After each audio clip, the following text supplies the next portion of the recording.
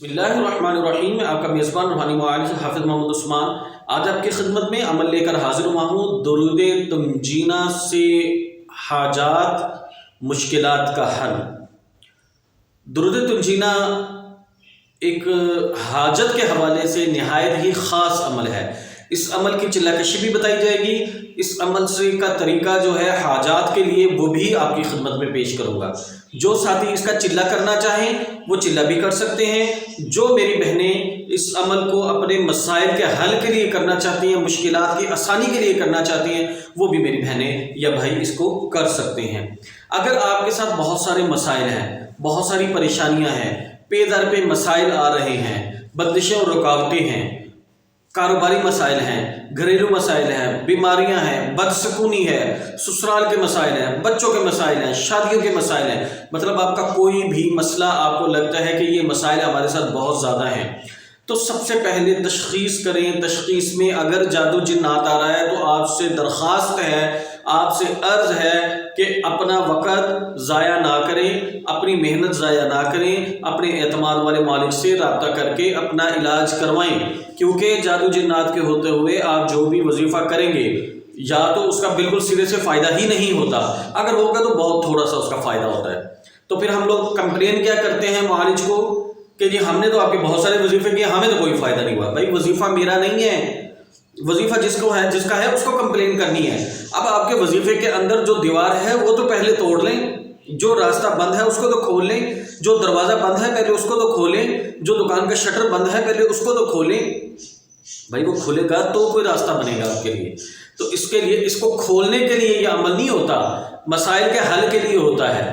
تو جو جادو جن نظر حسد ہے نا، اس نے وہ دیوار کھڑی کی ہوتی ہے، پہلے اس کو توڑنا ہوتا ہے. تو اگر تو جادو جنات کا مسئلہ ہے تو اپنے کسی اعتماد والے معالج سے رابطہ کر کے اپنا علاج، اپنی فیملی کا علاج، اپنے گھر کی روحانی طور پہ صفائی کروائیں تاکہ پہلے راستے کھلیں. جب راستے کھلتے ہیں تو اللہ عافیت ویسے ہی فرما دیتے ہیں. اگر آپ کو چیک نہیں کرنا آتا، آپ ہمارے نمبر پہ واٹس ایپ پہ میسج کر کے چیک کرنے کا طریقہ منگوا لیں، تشخیص کرنے کا طریقہ منگوا لیں. آپ کو لنک بھیجا جائے گا، وہ تمام ویڈیوز دیکھیں، اس کے مطابق اپنے اہل خانہ کی، اپنے گھر کی، اپنے کاروباری جگہ کی یا کسی کی بھی آپ تشخیص کر سکتے ہیں. تشخیص کرنے سے انشاءاللہ تعالیٰ آپ کو یہ پتہ چل جائے گا کہ آپ روحانی مریض ہیں یا نہیں، بندش رکاوٹ ہے یا نہیں. اگر ہو تو اس کے لیے اپنے کسی اعتماد والے معالج سے رابطہ کر کے اپنا علاج ضرور کروائیے گا.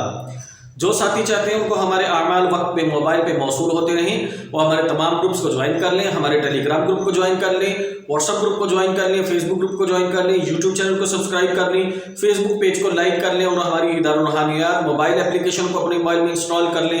تو انشاءاللہ تعالی ہمارے تمام اعمال آپ کو وقت پہ موبائل پہ موصول ہوتے رہیں گے. ان تمام کے لنکس آپ کو ڈسکرپشن سے مل جائیں گے. چلتے ہیں اعمال کی طرف. عمل کے لیے آپ نے کیا کرنا ہے؟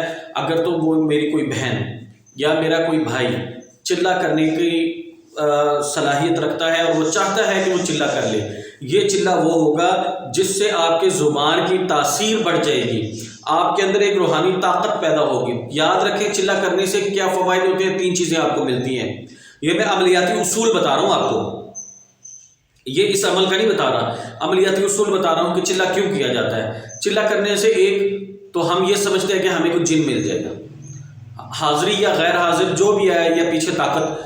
پہلے ہماری جو خواہش ہوتی ہے وہ کیا ہوتا ہے کہ ہمیں اس کے لیے ایک جن مل جائے گا یا جنات مل جائیں گے، پری مل جائے گی، واٹ ایور جو بھی آپ کی سوچ ہے، یہ ہے کہ اس کے پیچھے کوئی نہ کوئی مخلوق مل جائے گی. ایک یہ. دوسرا آپ کو ایک ہتھیار مل جائے گا جس کو آپ استعمال کر سکتے ہیں. ہتھیار سے مراد ہے کہ آپ نے عمل کی تاثیر حاصل کر کے یا جن حاصل کر کے اس کو استعمال کر لیا تو وہ آپ کے پاس ایک ہتھیار آ جاتا ہے. تیسری چیز آپ کو ایک روحانی طاقت ملتی ہے. اچھا اب میں آپ کو بتاتا ہوں کیا ہوتا ہے کہ عملیاتی اصول میں آپ نے چلہ کیا، چلے میں کامیابی ہو گئی تو جن آ گیا، کامیابی ہو گئی تو ہتھیار مل گیا. چلو بڑا ہتھیار نہیں ملا، چھوٹا مل گیا. کامیابی نہیں ہوئی، جن نہیں ملا، لیکن ہتھیار چھوٹا سا مل گیا. چھوٹا بھی نہیں ملا، وہ بھی گیا. لیکن ایک چیز آپ کو جو ملی ہے وہ آپ کی اپنی ذاتی ہے، نہ اس کو کوئی چھین سکتا ہے. اگر جن آپ کے پاس آ گیا تو جن کوئی لے کے بھی جا سکتا ہے، ہتھیار آپ کے پاس آ گیا تو آپ کو کوئی اٹھا کے بھی لے جا سکتا ہے. لیکن ایک ایسی چیز ہے جو آپ کی کوئی نہیں لے کے جا سکتا، وہ ہے آپ کی اپنی روحانی طاقت. ایک عمل کرنے سے جب آپ روز ایک وقت میں پڑھائی کرتے رہتے ہیں، پڑھتے رہتے ہیں، کرتے رہتے ہیں، تو اس کے آپ کے اندر ایک تاثیر پیدا ہوتی ہے. اس تاثیر کو کوئی نہیں لے کے جا سکتا، وہ لازمی ملتی ہے. تو آپ نے وظائف کے جو چلے کرنے ہیں تو آپ نے یہ ذہن میں رکھنا ہے. تو مطلب آپ کو جن تو ملنا کوئی نہیں، ہتھیار تو ملنا کوئی نہیں، کیونکہ پیچھے روحانی طاقت تو ہے کوئی نہیں. تو آپ کو کم از کم آپ کی اپنی روحانی طاقت بلڈ ہو جائے گی. تو اس کا کوئی نعم البدل نہیں ہے، وہ بڑی زبردست چیز ہوتی ہے. اس کو بھی آپ استعمال کر سکتے ہیں. مطلب جہاں آپ نے 100 دفعہ پڑھنا ہے وہاں آپ 10 دفعہ پڑھیں گے تو آپ کا کام ہو جائے گا. یہ اس کا فائدہ ہوتا ہے. تو چلے کی جو عمومی طور پہ جو شرائط ہوتی ہیں وہ کیا ہیں؟ وقت اور جگہ مقرر.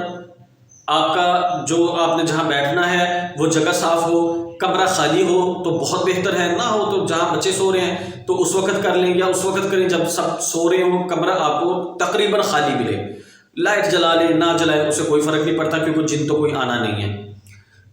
خوشبو کا اہتمام کر لیں، کیونکہ خوشبو سے روحانیت میں طاقت بڑھتی ہے. خوشبو آپ کی اپنی مرضی ہے، وہ جتنی بھی آپ جلا لیں. آپ اگربتی اچھی والی بخور کی لے لیں، آپ عطر لگا لیں، مطلب جو ہو سکتا ہے وہ آپ کر لیں.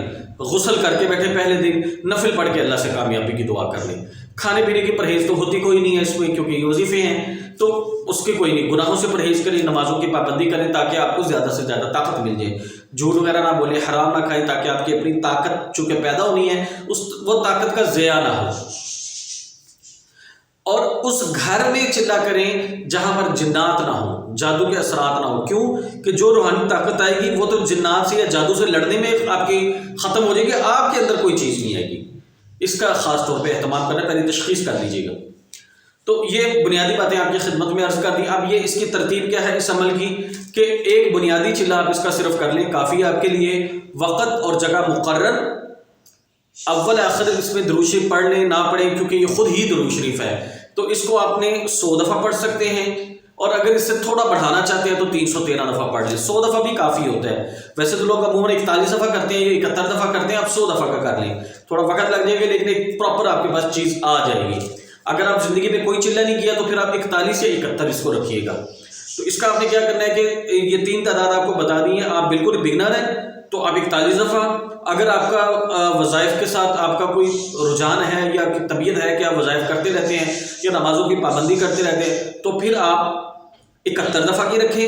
اور اگر آپ کوئی وظائف میں زیادہ ہی یا آپ کرتے رہتے ہیں اور آپ کی روٹین میں ہے وظائف اور آپ کی زندگی کافی حد تک وظائف میں گزر چکی ہے تو پھر آپ اس کو 100 دفعہ کا کر دیں.